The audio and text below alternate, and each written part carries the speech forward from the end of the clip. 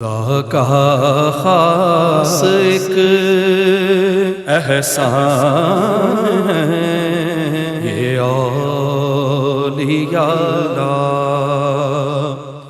بسم اللہ الرحمن الرحیم۔ مولا یا صلی وسلم دائماً ابدا علی حبیبک خیر الخلق کلہم۔ ناظرین اکرام، ARYQ TV کی یہ خصوصی ٹرانسمیشن اور آپ کا میزبان ڈاکٹر سرور حسین نقشبندی حاضر خدمت ہے۔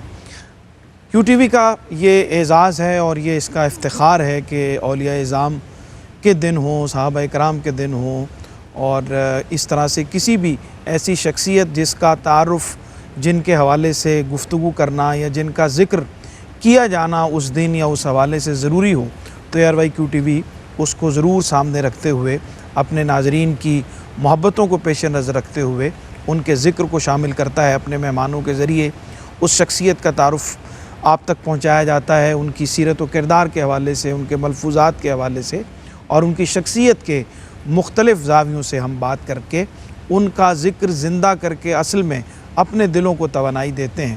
اور یہ سارے کا سارا عمل خیر کا عمل ہے جس کو جاری و ساری ARYQ TV رکھے ہوئے ہے۔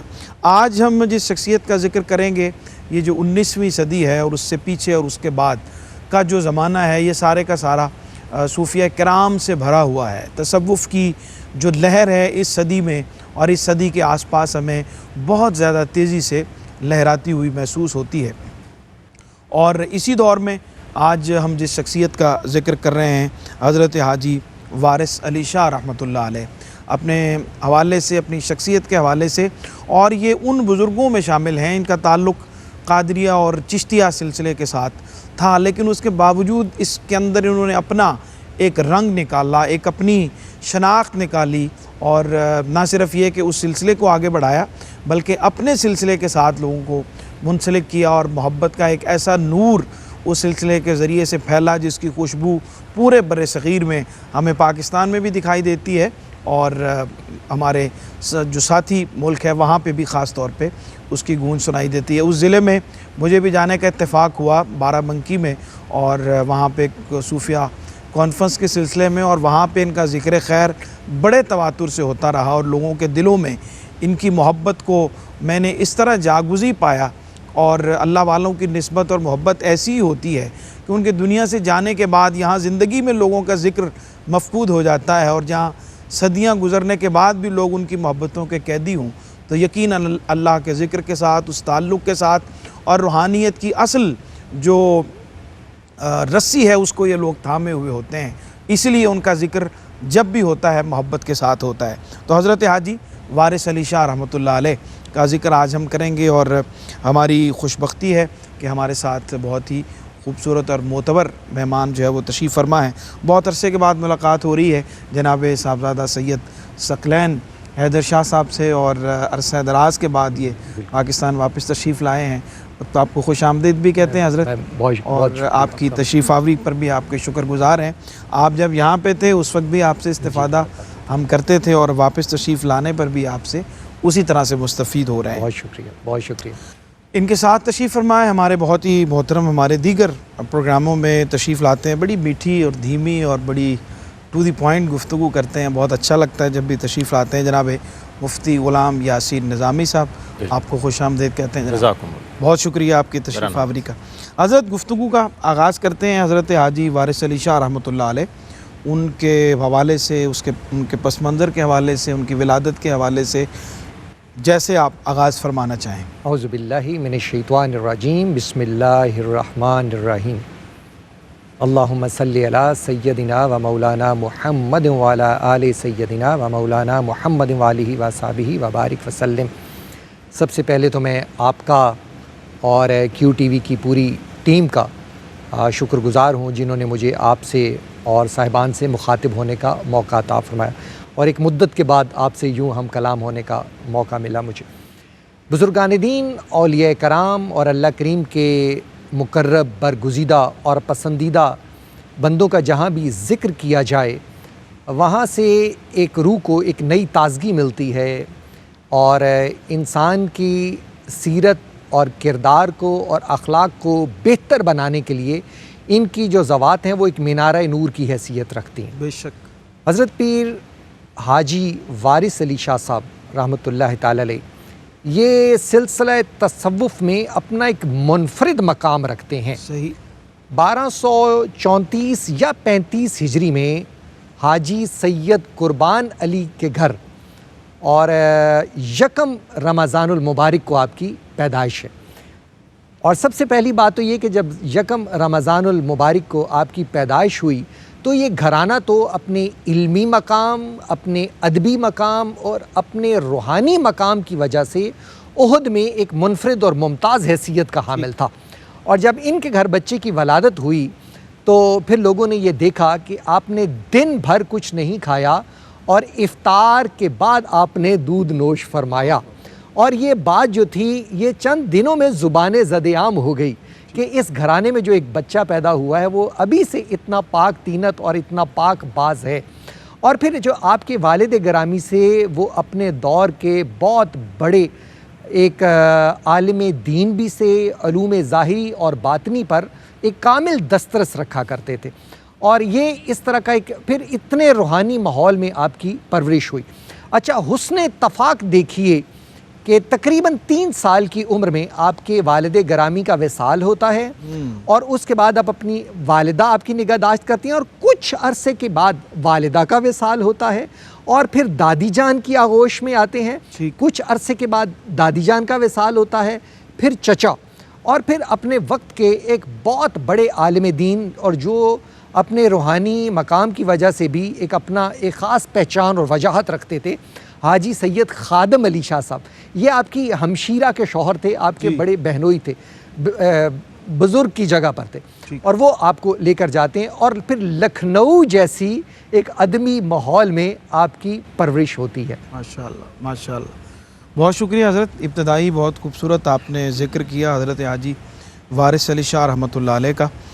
مفتی صاحب، گفتگو کو آگے بڑھائیں تو پھر ولادت کے بعد جو ابتدائی حالات اور تعلیم و تربیت کا زمانہ ہوتا ہے وہ بہت اہمیت کا حامل ہوتا ہے، اور اہل اللہ کے ہاں ہم خاص طور پہ دیکھتے ہیں کہ چونکہ ان کا گھرانہ تصوف کا گھرانہ تھا، علم کا گھرانہ تھا، تربیت کا ماحول جو ہے وہ ان کو میسر آیا، لیکن ان کی تربیت کس طرح سے ہوئی اور ابتدائی تعلیم کے حوالے سے آپ ضرور کچھ ارشاد فرمائیے۔ بسم اللہ الرحمن الرحیم۔ سب سے پہلی بات تو یہ ہے کہ اگر آپ کے تعارف کو دیکھا جائے تو آپ میں تعارف میں یہ شامل ہے کہ آپ نجیب الطرفین سید ہیں، ٹھیک، اور 26ویں پشت میں آپ کا سلسلہ نسب جو ہے امام علی مقام سیدنا امام حسین سے جا کر ملتا ہے، اللہ اکبر اللہ اکبر، اور 7ویں پشت میں آپ امام موسیٰ کاظم کی اولاد میں سے ہیں۔ یہ ان کے آنر کے لیے، ان کے اعزاز کے لیے، ان کے افتخار کے لیے بہت بڑا ان کا تعارف ہے۔ جس طرح کہ بلا پیر صاحب بیان فرما رہے تھے کہ ان کے والد محترم کا نام سید قربان علی شاہ اور والدہ محترمہ سیدہ بی بی سکینہ سبحان اللہ رحمہم اللہ تعالی، یہ وہ شخصیات ہیں کہ جن کے اثرات جو ہیں ان کی تربیت پر نمایاں ہوتے ہیں۔ ٹھیک، اب انہی اثرات کو اگر دیکھا جائے نا، اور قدرت کی طرف سے بھی ایک حسین امتزاج جو ہے وہ اللہ پاک نے آپ کو عطا فرمایا، جو آپ کا نام ہے نا وارث، یہ بھی اللہ کی عطا سے ہے۔ سبحان اللہ، اور بزرگان دین فرماتے ہیں الاسماء تتنزل من السماء، یہ نام جو ہیں وہ آسمان سے نازل ہوتے ہیں، اور قدرت خداوندی سے آپ کو جو وارث کا لقب عطا فرمایا، نام دیا گیا، یہ نام بھی اللہ کی توفیق سے دیا گیا، سبحان اور اس نام کے اثرات بھی آپ کی شخصیت کے اندر، آپ کی سیرت، آپ کے کردار اور آپ کے اخلاق کے اندر نمایاں دکھائی دیتی ہے۔ ٹھیک ٹھیک، 5 سال کی عمر ہے، اور 5 سال کی عمر میں آپ نے قرآن پاک جو ہے وہ حفظ فرما لی۔ 2 روایات ہیں، ایک 5 سال کی، ایک 7 سال کی،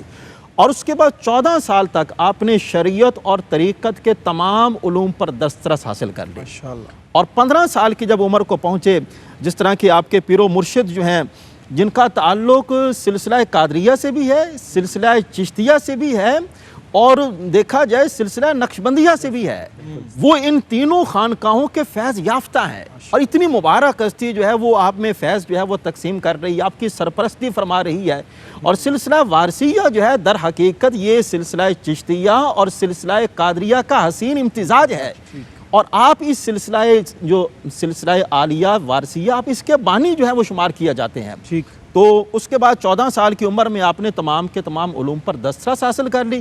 اس کے بعد جب آپ کے پیر و مرشد نے آپ کو وہ خلعت عطا فرمائی، وہ خلافت عطا فرمائی، تو مریدین کو یہ اعتراض ہوا اور انہوں نے کہا کہ حضرت صاحب یہ تو 14 سال کی عمر میں آپ ان کو اتنا بڑا مقام اور مرتبہ عطا فرما رہے ہیں۔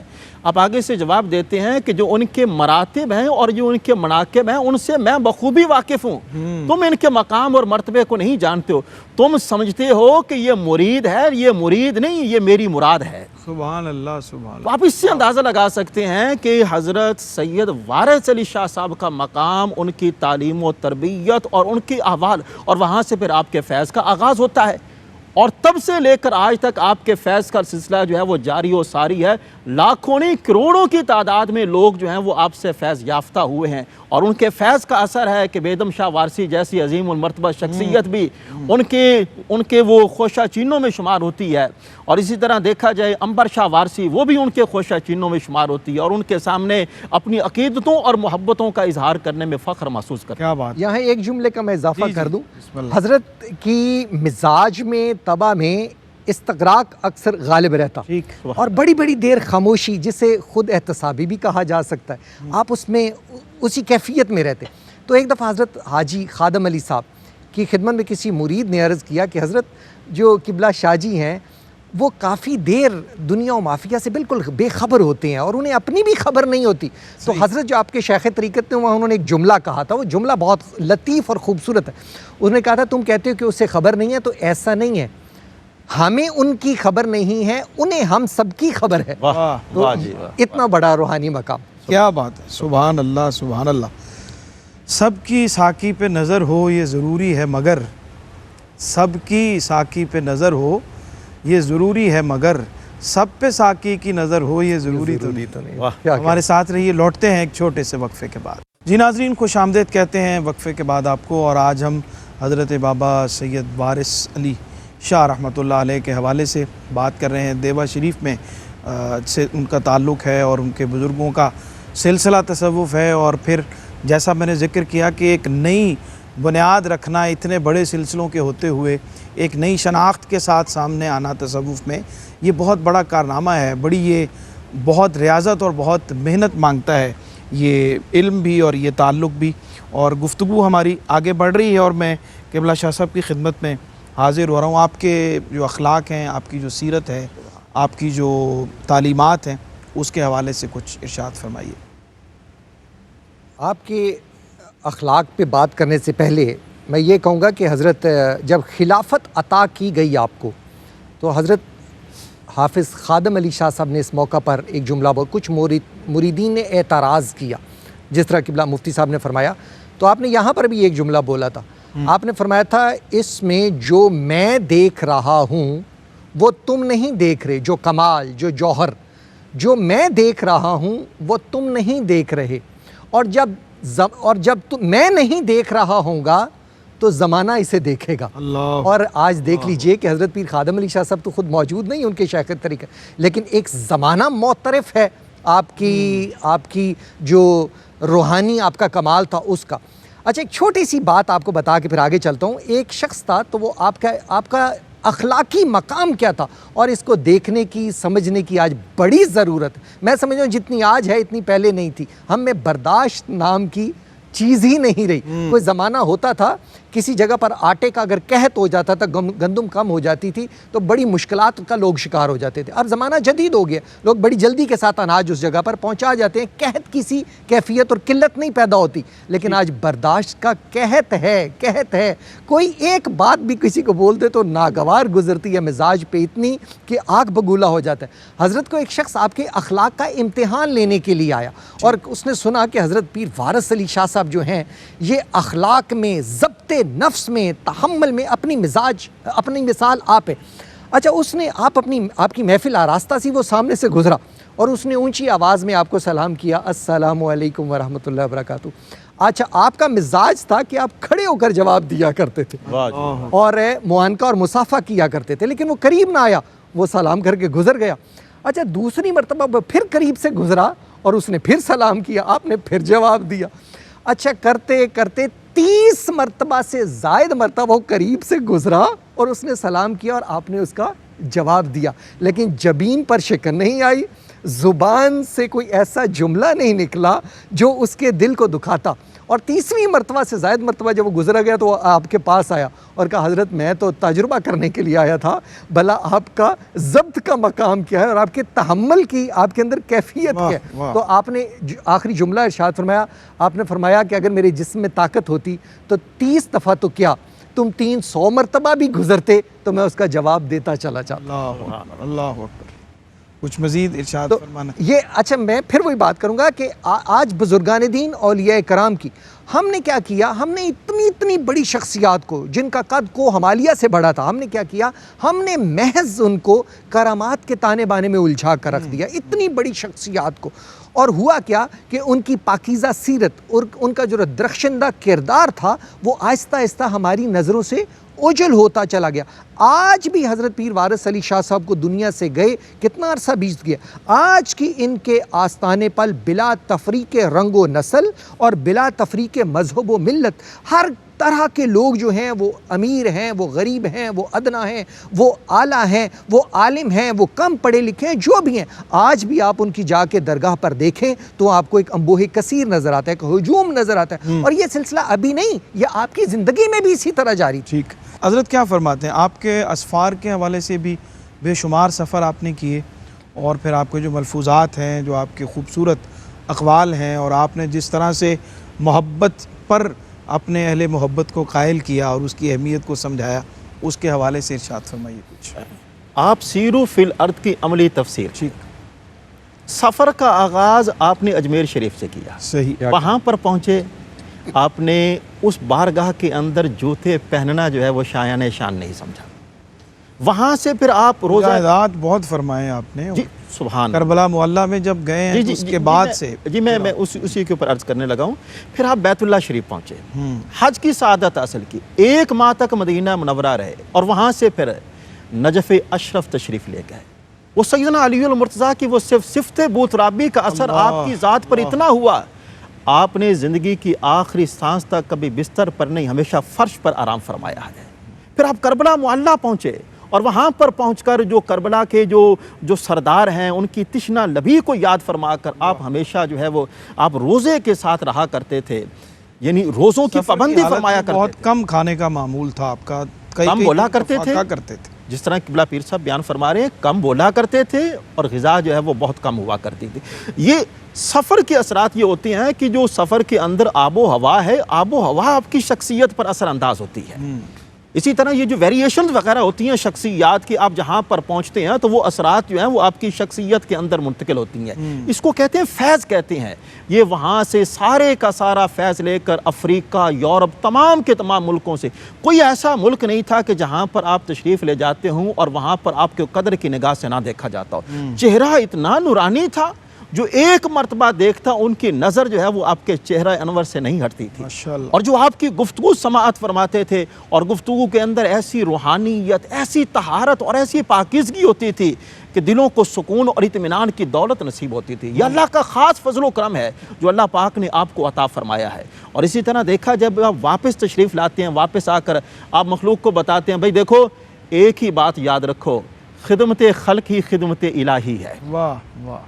اگر تم چاہتے ہو کہ اللہ کی خدمت کرو، اللہ کی تو خدمت کوئی کر نہیں سکتا، لیکن اس کے قرب کو پانا چاہتے ہو، اس کی بارگاہ کے اندر اپنی بندگی کا اظہار کرنا چاہتے ہو، اس کی بارگاہ کے اندر صابر اور شاکر رہنا چاہتے ہو، اور اس کی بارگاہ کے اندر اپنے آپ کو استغنا کی صفت سے آزاد کرنا چاہتے ہو، پھر ایسا کیجئے، آپ مخلوق کی خدمت کریں. جو لوگ مخلوق کی خدمت کرتے ہیں ان پر اللہ کی خاص کرم نوازی ہوتی ہے. اور آپ کا صرف ایک ہی مقصد ہے، حب، محبت، خواہ اس کا تعلق محبت الہی کے ساتھ ہو، خواہ اس کا تعلق محبت رسول کے ساتھ ہو، خواہ اس کا تعلق محبت اہل بیت کے ساتھ ہو، خواہ اس کا تعلق محبت انسانیت کے ساتھ ہو. آپ نے فرمایا لوگوں ایک بات یاد رکھو، انسان اشرف المخلوقات صرف محبت کی وجہ سے بنا ہے. اگر تم چاہتے ہو کہ تمہارا مقام اور مرتبہ اللہ کے ہاں معزز اور محترم ہو، پھر تم لوگوں کا ادب اور احترام کرو. جتنا ادب اور احترام کرو گے اللہ پاک تمہیں اپنی بارگاہ کے اندر اتنا ہی زیادہ مقام اور مرتبہ عطا فرمائے گا. کیا بات، سبحان اللہ سبحان اللہ.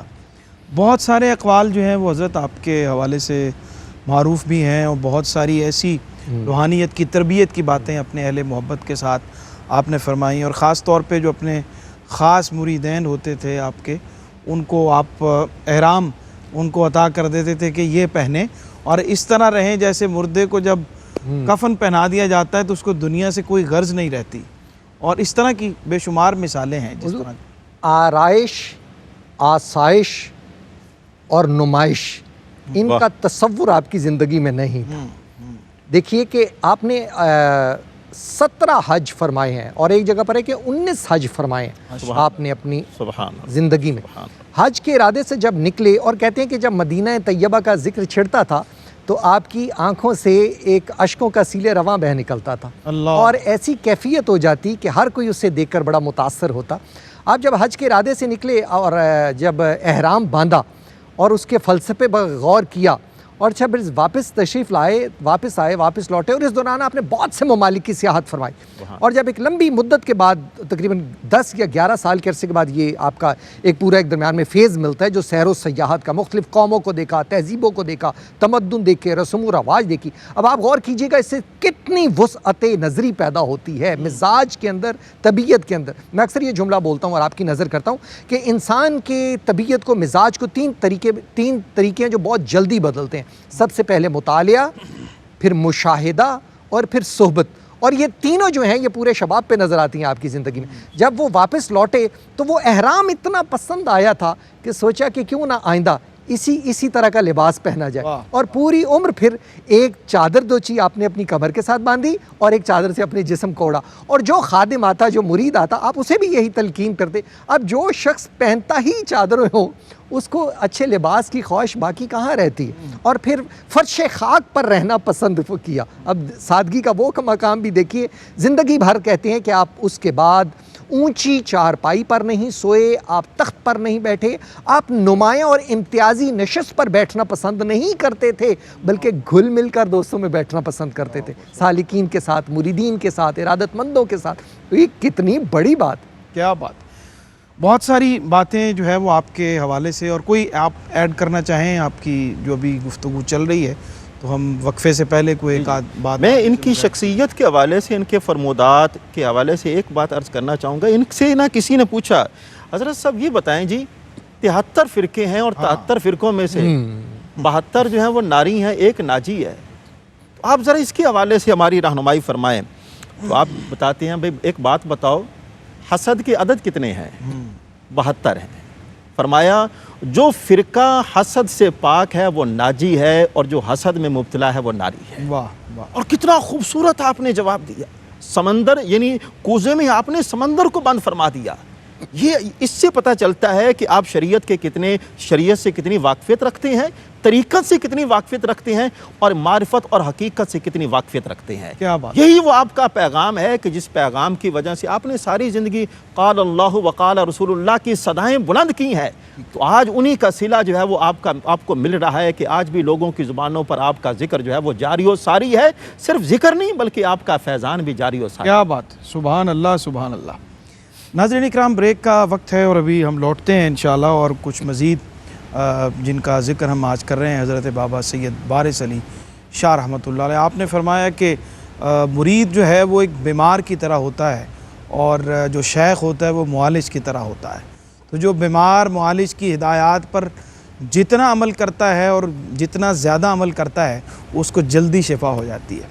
हमारे साथ रहिए, लौटते हैं एक छोटे से वक्फे के बाद। जी नाज़रीन, खुश आमदीद कहते हैं वक्फे के बाद आपको। आज हम खुसूसी तौर पर ज़िक्र कर रहे हैं हज़रत बाबा सैयद वारिस अली शाह रहमतुल्लाह अलैह का, और उनकी तालीमात के हवाले से उनके ख़ास तौर पे इतने खूबसूरत अक़वाल हैं। और उनके बारे में ये भी सुना जाता है कि वो जो एहराम पहनते थे या जो चादर बांधते थे वो पीले रंग की होती थी, और वारसी रंग ग़ालिबन उसी निस्बत से उसको लोगों ने इख्तियार किया और जो ख़ास तौर पे पहनते हैं। क्यों हज़रत, उसका रंग भी ख़ास तौर पे आपने जो है वो उसका रंग बड़ी फरमाया, इम्तियाज़ी हैसियत रखता है। और आपके जो चाहने वाले हैं, जो मुरीद हैं, इत्तफ़ाक़ ऐसा है, मुझे किसी मुल्क के एयरपोर्ट पे उतरने का इत्तफ़ाक़ हुआ तो वो इमिग्रेशन की जो लाइन थी वो कतार काफ़ी लंबी थी।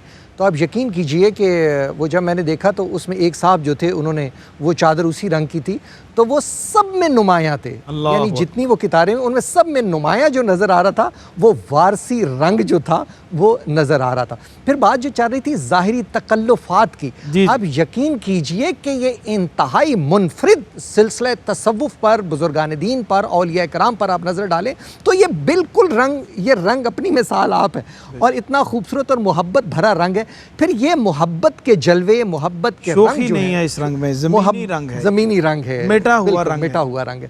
اچھا، آپ سے کسی نے کہا حضرت آپ نے تو گھر نہیں بنایا، تو آپ نے کہا ہاں فقیر کا کوئی گھر نہیں ہے، لیکن یہ سب فقیر ہی کے تو گھر ہیں۔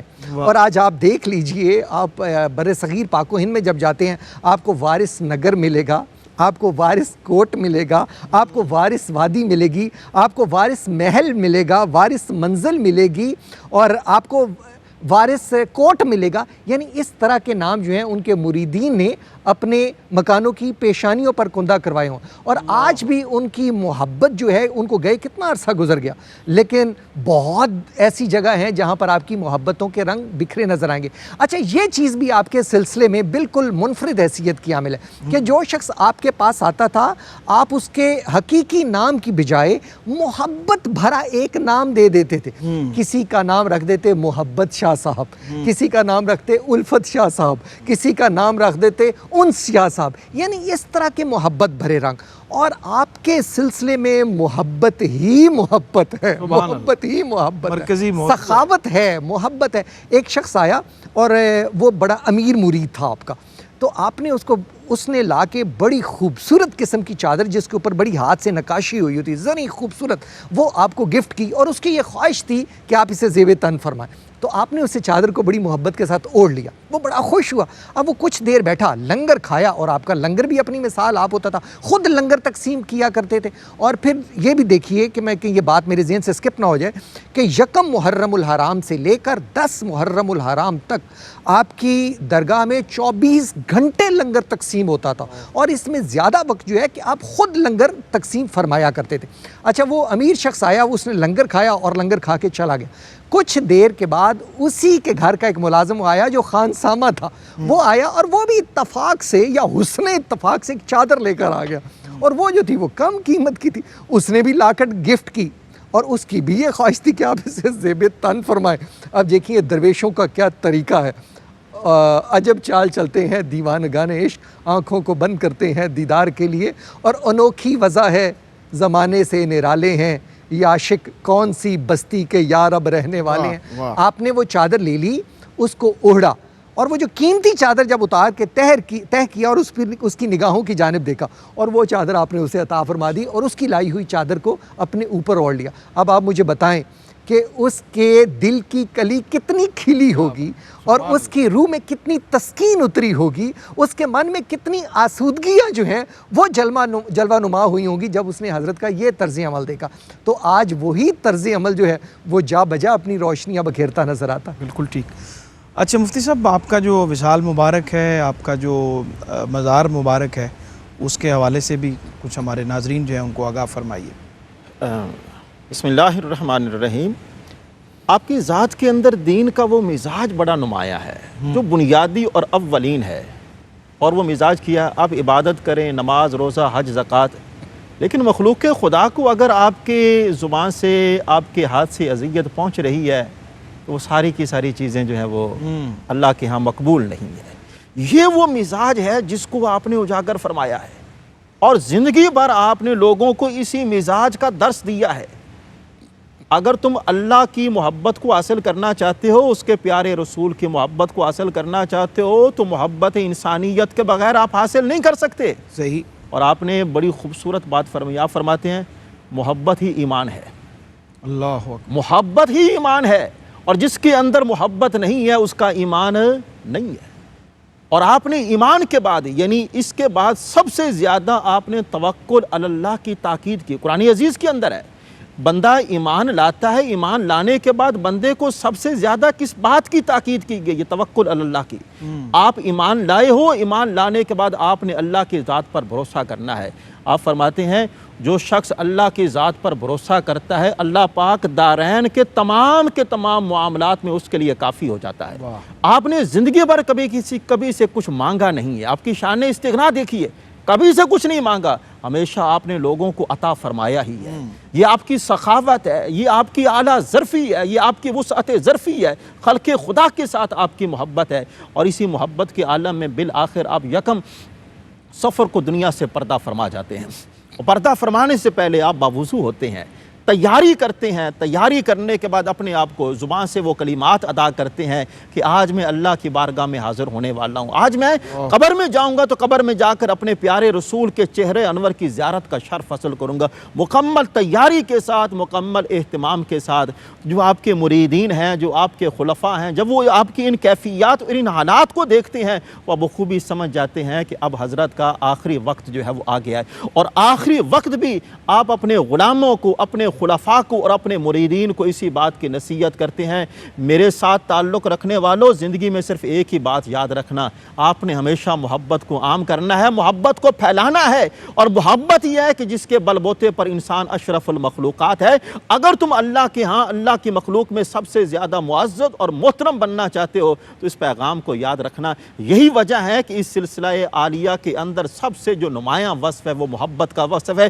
آپ کی بارگاہ میں خواب بلا امتیاز مسلک، بلا امتیاز مذہب، کوئی بھی آپ کی بارگاہ میں آتا ہے تو اسے محبت کی نظروں سے ہی دیکھا جاتا ہے۔ تو یہ محبت کا فیضان ہے کہ جس کو دنیا کے اندر اجاگر کرنے کی ضرورت ہے، اور یہی وہ محبت کا فیضان ہے کہ جو بابا جی نے جناب دنیا کو عطا فرمایا، اور آج انہی کا نام جو ہے وہ زمانے کے اوپر قائم و دائم ہے۔ سبحان اللہ۔ حضرت کیا اختتامی پیغام عطا فرماتے ہیں؟ حضور میں باٹم لائن یہ عرض کرنا چاہوں گا، پوری گفتگو کے حوالے یہ کرنا چاہوں گا کہ ذرا غور کیجئے کہ آج نہ میں ان سے ملا، نہ میں ان کے علاقے میں گیا، نہ مجھے ان سے صحبت رہی، لیکن آج یہاں بیٹھ کر ہم ان کا ذکر کر رہے ہیں کتنا عرصہ پہلے، ٹھیک ہے؟ اور اس کی وجہ کیا ہے؟ بنیادی وجہ کیا ہے؟ انسان تو دنیا سے چلا جائے تو 100 سال تو بڑا عرصہ ہے، لوگ اس کو بھول جاتے ہیں، وہ طاقچہ نسیان کی نظر ہو جاتی ہے اس کی یاد، اور اس کے گھر والے بھی اسے بھول چکے ہوتے ہیں۔ آج اگر انسان نے زندہ رہنا ہے، آج وہ اگر ہماری گفتگو میں زندہ ہیں، ہماری یادوں میں زندہ ہے، ہمارے افکار میں زندہ ہے، تو اس کی بنیادی وجہ کیا ہے؟ بنیادی وجہ یہ ہے کہ انہوں نے اپنی زندگی کو اپنے رب کی رضا کے عین مطابق بنایا، زندگی میں ایسا عمل نہیں کیا کہ مخلوق خدا ناراض ہو جائے، زندگی بھر کبھی کسی کا دل نہیں توڑا، زندگی بھر کسی کو تکلیف نہیں دی، کسی کی ذہنی اذیت کا سامان نہیں کیا، اگر کسی کو خوش نہیں کر سکے تو اس کو کبھی اذیت میں مبتلا نہیں کیا، اگر کسی کو عطا نہیں کر سکے تو اسے زندگی میں محروم کبھی نہیں کیا، اگر کسی کا دل نہیں رکھ سکے تو کم از کم اس کے دل کو زخم نہیں لگایا، اس کا دل توڑا نہیں ہے۔ اور یہی وہ اوصاف ہیں جو انسان کو تاریخ میں زندہ اور جاوید کر دیتے ہیں۔ اب یقین کیجئے کہ میں حیران ہوتا ہوں کہ ہم ان بزرگان دین کی تعلیم کو مثبت انداز میں پازیٹیولی جتنا پڑھتے ہیں، انسان حیران ہوتا چلا جاتا ہے کہ کتنے وسعت قلبی اور کتنی بڑی بلند نظری ان لوگوں میں موجود تھی کہ آج بھی ان کا نام نامی جو ہے وہ ہماری زبانوں پر بھی ہے، ہمارے دلوں میں بھی۔ سبحان اللہ۔ حضرت کوئی اختتامی پیغام، ساری گفتگو جو ہم نے بابا جی کے حوالے سے کی ہے، ان کی تعلیمات کے حوالے سے میسیج؟ ضرورت اس بات کی ہے کہ آپ کی تعلیمات کو جس طرح کہ اس پلیٹ فارم کے ذریعے آپ کی ذات، آپ کی صفات اور آپ کی سیرت و کردار کو اجاگر کیا گیا ہے، ہمیں چاہیے کہ بزرگان دین کے ساتھ اپنا تعلق مضبوط بنائیں۔ بزرگان دین کے ساتھ اپنا تعلق جتنا مضبوط بنے گا اتنا زیادہ ہمارا تعلق اللہ کے ساتھ اور اس کے پیارے رسول کے ساتھ مضبوط بنے گا۔ حدیث پاک کے اندر آتا ہے بزرگان دین کا ذکر، اللہ کے نیک بندوں کا ذکر کرنا یہ گناہوں کا کفارہ ہے۔ تو ہم لوگ در حقیقت ان نیک لوگوں کی ہستیوں کے طفیل اپنی بخشش کا سامان بھی کر رہے ہیں اور اپنی سیرت اور اپنی کردار کو بہتر بنانے کی کوشش کر رہے ہیں۔ ضرورت اسی بات کی ہے کہ آپ کے فیض کو عام کیا جائے، آپ کی سیرت مبارکہ کو عام کیا جائے۔ بہت شکریہ جناب پیر آپ کا بہت ثقلین حیدر شاہ صاحب، آپ کی تشریف آوری کا، آپ کی رہنمائی کا، اور اللہ کریم آپ کو ہمیشہ سلامتی کے ساتھ رکھے، آپ یوں ہی ہم آپ سے فیضیاب ہوتے رہیں۔ جناب مفتی غلام یاسین نظامی صاحب، آپ کا بہت شکریہ۔ ناظرین اکرام، پروگرام کا وقت جو ہے وہ اختتام کو پہنچا، اور جناب حاجی سید وارث شاہ رحمۃ اللہ علیہ کے حوالے سے آج ہم نے گفتگو کی. بہت خوبصورت ان کی زندگی کے مختلف زاویوں سے مختلف گوشوں پر ہمارے مہمانوں نے روشنی ڈالی. بڑی خوبصورت باتیں آپ نے اور آپ کی تعلیمات، آپ کے جو افکار اور آپ کے جو ملفوظات ہیں اس میں بھی بہت خوبصورت باتیں ہمیں ملتی ہیں. شیخ اور مرید کے تعلق کے حوالے سے بہت ساری باتیں آپ نے بیان فرمائی ہیں. آپ نے فرمایا کہ جو مرید پیر سے دور رہے وہ مرید ناقص ہے، اور جو پیر مرید کو دور کر دے وہ پیر بھی ناقص ہے. واہ. پھر اور ایک جگہ پہ آپ نے فرمایا کہ جس عورت کا خاوند کماتا ہو تو اسے رزق کی فکر نہیں رہتی، کھانے کی فکر نہیں رہتی، تو ہم تو اس خالق کے ماننے والے ہیں جو سب کو روزی دینے والا ہے، تو ہم کیسے اپنی روزی کی فکر کر سکتے ہیں یا اس کے لیے پریشان ہو سکتے ہیں جو ہماری شہرک سے بھی زیادہ نزدیک ہے. اور آپ نے فرمایا کہ عاشق کی منزل محبوب کی ذات میں فنا ہو جانا ہے، اور یہی توحید کامل ہے. اپنے میزبان ڈاکٹر سرور حسین نقشبندی کو اجازت دیجیے. اللہ نے کے بعد. زمانہ جسم ہے اور جان ہے، یہ اولیاء اللہ خدا کا خاص ایک احسان ہے، یہ اولیاء